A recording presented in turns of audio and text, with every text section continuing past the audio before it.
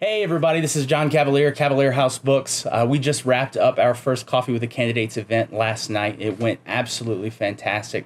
Mr. Greg Spiers was in-house to answer all of our questions about teacher attrition, teacher evaluation methods, Common Core, charter schools, and all the big hits. It went really well. It was a fantastic event. The Cedar Rhoda coffee provided by Mr. Robert Peary was a big hit. It was delicious. We appreciate that, Robert. And we're looking forward to more of these events. We've got 16 more on the books as of right now, I believe, and hopefully we'll add a few more here and there throughout. A couple of important things I want to remind everybody about. September 11th is coming up, and it is the last day to register to vote in this election. And then September 21st after that, I believe, is the last day to register online through the Go Vote system that the Secretary of State has. So be sure, if you're not registered, register. And if you don't know where you're registered or what district you're in for any of these various races, you can check out the Secretary of State's website, Go Vote, or just give me a call at the store. I'll help you out. But yeah, I'm about to go edit this video, so see if we can get it online. I'm excited about it. I hope you enjoy it. And thank you very much for participating. Looking forward to seeing you guys at the coffees. Well, anyway, thanks everybody for coming out tonight. I very much appreciate y'all coming out to our first Coffee with the Candidates events, where we'll be talking to Mr. Greg Spiers, who's running for BESE District 6. And kind of the way I thought these events would go is we just start off with a few questions that I've prepared. Just some background info stuff. That way it can kind of break the ice, and then we can turn them over to the audience, and you guys can chat with them one-on-one. So the first thing that I had on my mind was to just for you to talk a little bit about yourself. Give us a little bit of biographical background, and we could take it from there. Okay. Well, my name is Greg Spiers. I am running for BESE District 6. BESE stands for the Board of Elementary and Secondary Education. I get a lot of blank stares when I tell people I'm running for BESE. So I grew up in Amite, Louisiana, K through 12, which is a little different than my children, who we've moved around a lot over the years. When we moved to Springfield about 5 years ago, my oldest son had been to 7 different schools in 6 years, and it was just the nature of the line of work that I was in. And but he's a trooper, and we're doing well now. But I graduated in 1995 from Amite High School and went off to the Navy. I spent 4 years in the military as a Navy SEAL, and got to go overseas to Southern Europe for one deployment, and did some amazing things over there. Learned how to become a man during that time. Learned how to get up, make my bed, how to clean my room, how to show up to work on time. So if there's any young people out there, I encourage you to go to the military for at least a couple of years to learn how to become an adult. But got married while I was in the military about 8 months before my enlistment was up. And my wife told me, I'll be with you forever, but I'll never have children as long as you're a SEAL, because we were just gone all the time. As you can imagine, it was very dangerous work. So I said, all right, if it's you or them, I choose you. So 8 months later, we moved back home to the Hammond area, and I started at Southeastern Louisiana and graduated from Southeastern in 2002 with a Bachelor's of Science in Computer Science. And went to work right away in Baton Rouge with a private company that was contracting with the Department of Revenue, replacing their old mainframe systems. While I was in college, I was a youth pastor. I've always felt a call to service, especially with our young people. And I just believe that the old 80s saying and song, the children are our future. And they really are, because our children grow up.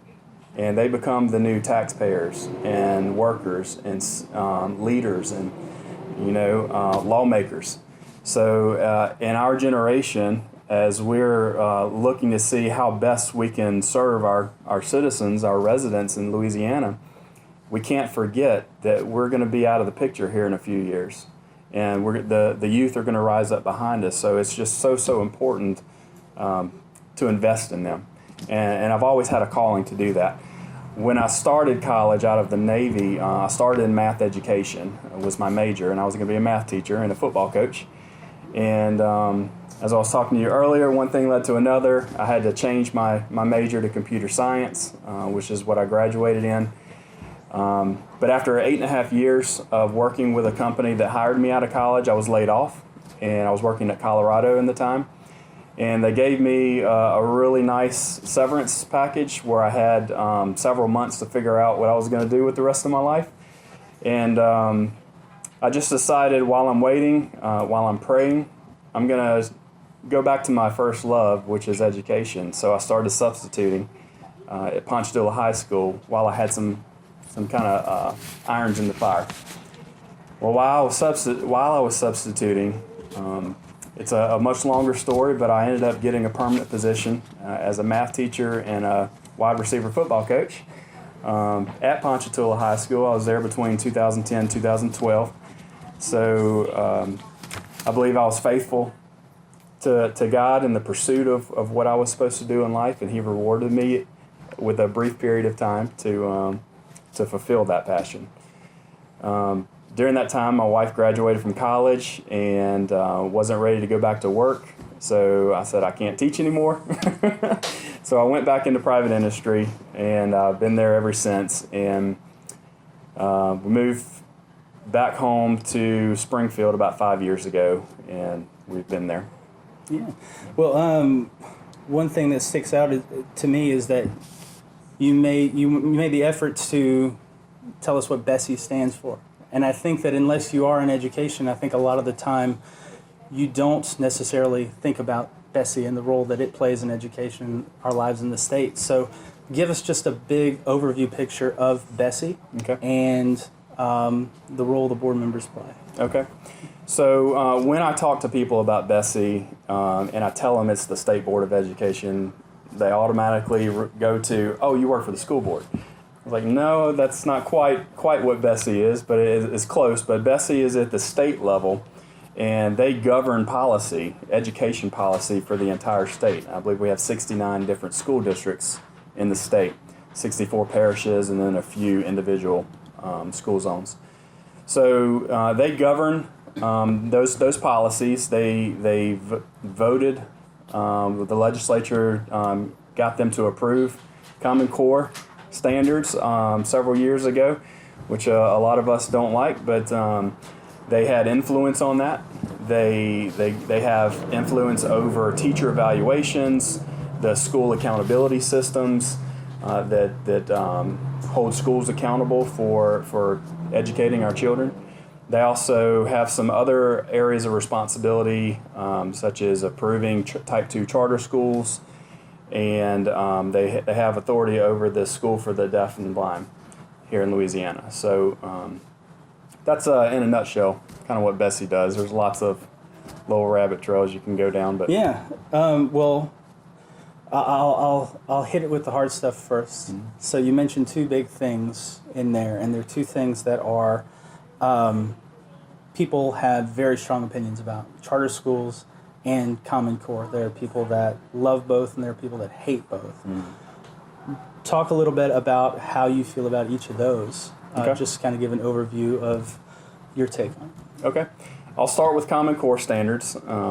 These were, I recently went through a seminar where I learned a lot of the background of where Common Core came from. And we went to an event with Dr. Pesta at Greenville Springs Baptist Church. He's an English professor from the University of Wisconsin.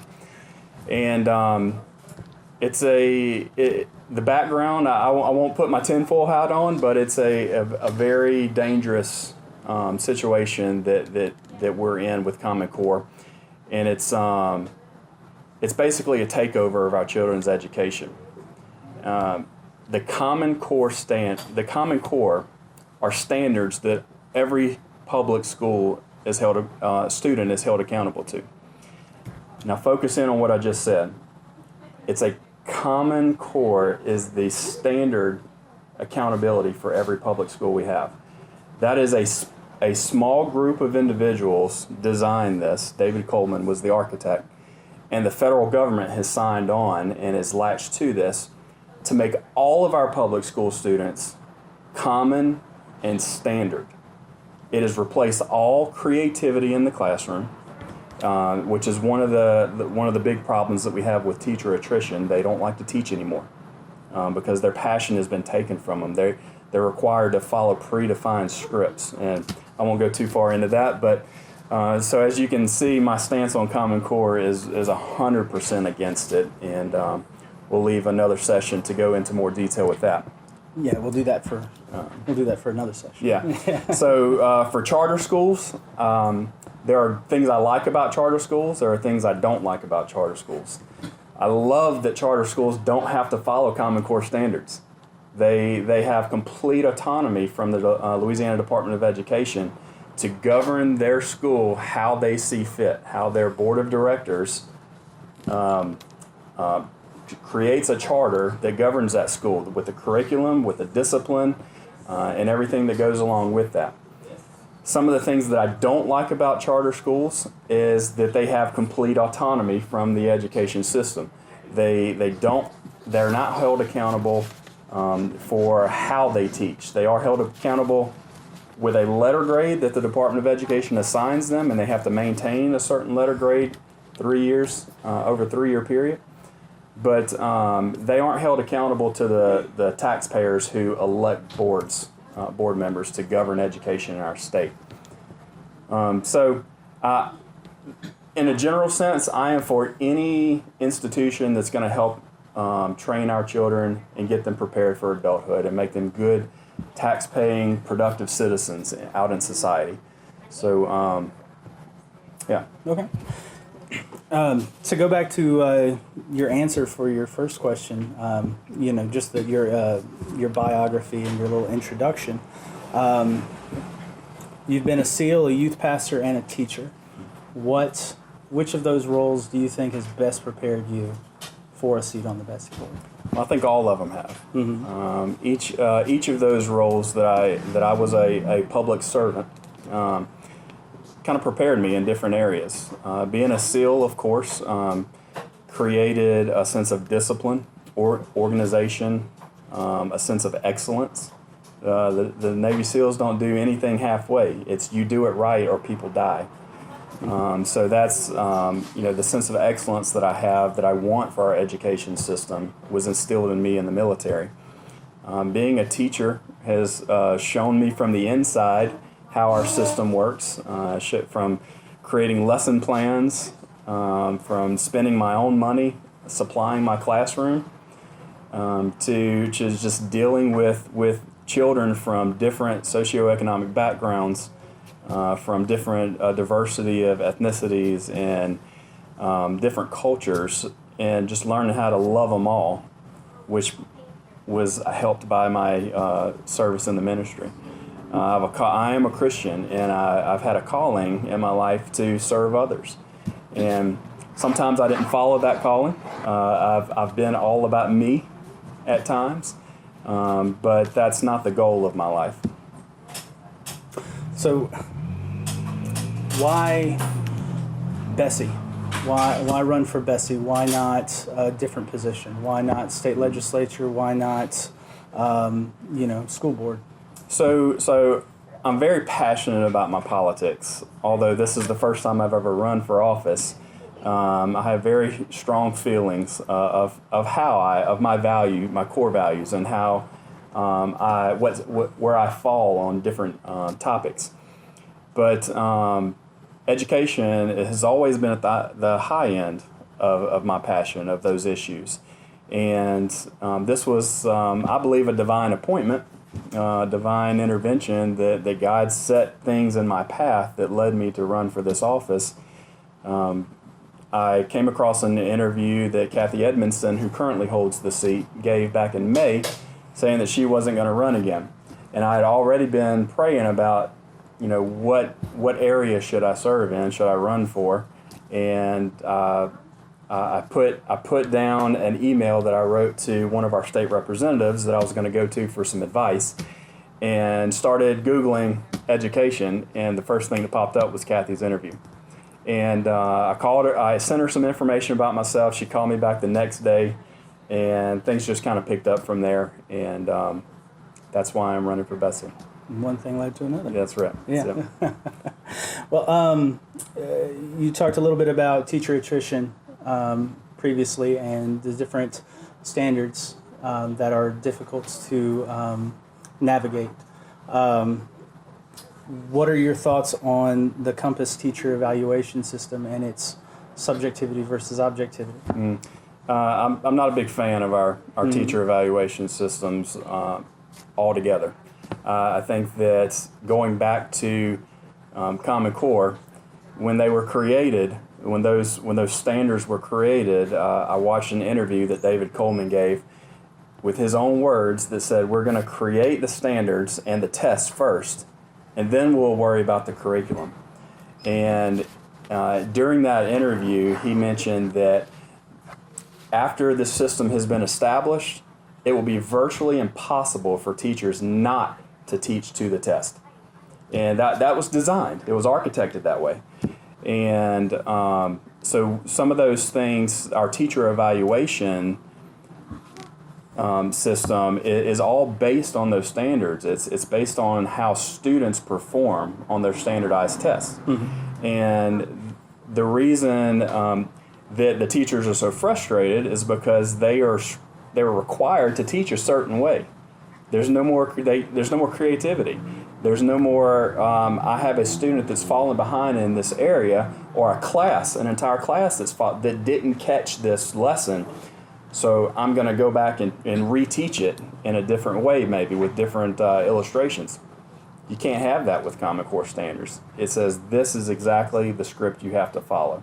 And then when the students don't catch it and they take the test and they do bad on the test, that's a reflection of the teacher in our current evaluation system. And it's unfair to them, it's unfair to our children, it's unfair to the taxpayers who are funding education. So the outcome of teaching to the test, what would be some alternative policies that you would support? Okay, so in my view, if I were king for the day, we would go back to looking at the overall picture. What is the purpose of education, right? It's to prepare our students for adulthood. The end. We can all argue about what's the best way to do that, but that is the end goal, is to prepare them for adulthood. And every area of our state is different. We're different here in Denham Springs and Livingston Parish than they are over in Lafayette. They speak differently over there, right? They got that thick Cajun accent. That's different than Jefferson Parish in New Orleans. That's different than Shreveport and Washington Parish and Tangipahoa Parish. We have a very, very diverse state. And to try to fit a common set of standards to apply to everybody in our state, much less the nation, what they're trying to do. It's just impossible. It's frustrating for everyone involved. And I believe that we need to give more power back to our local school districts and those 69 districts to be able to come up with their own methods and procedures to educate our children that best fit their culture. Right. Well, I'll wrap this up with a question that comes off the Cavalier House Books job interview, okay. The job application. Tell us about two different books, one fiction and one nonfiction, that have influenced your life, and tell us how. Okay. Well, as I was speaking with your dad earlier before we started, I'm not a big reader. I joke with my wife that the only book I've ever read cover to cover is Charlotte's Web. And there's not a lot of life application in that book. And while I have gone through different literature in high school and college, I think one of the, I don't know if you'd call it fiction, but Shakespeare's plays, Julius Caesar was one of my favorites, especially because I'm so passionate about my politics. Shakespeare captured in that play the essence of how most people see our political system today. Bunch of backstabbers with their own agendas. They think they've got it right more than the person who's already in charge. And the way that they can have their way is to get rid of that person by all means necessary, right? That leader. That is not the American system that our forefathers set up. It is not the system that was established in the Christian faith with love everyone, love your neighbor, love your God. And so that's probably one of my favorite fiction books. But my favorite nonfiction book is the Bible. And I say that is a nonfiction book because I believe every single word of it is true. And that has a strong presence in my life. I don't read it every day. I want to. Life gets busy sometimes, and you don't get to get involved in it as much as possible. But at every opportunity, if I'm struggling with something in my life, finances, relationships, I go to the Bible. If I just got a new job and I got a raise or I got elected to BESE, I give praise to my God, and there's plenty of application in the Bible that teaches me how to do that. Awesome. Well, I think that does it for this. I guess we'll turn everything over to everyone that's come out tonight so that you can chat with everybody, and I thank you for coming in. Thank you very much. I definitely appreciate it. And one thing that I want to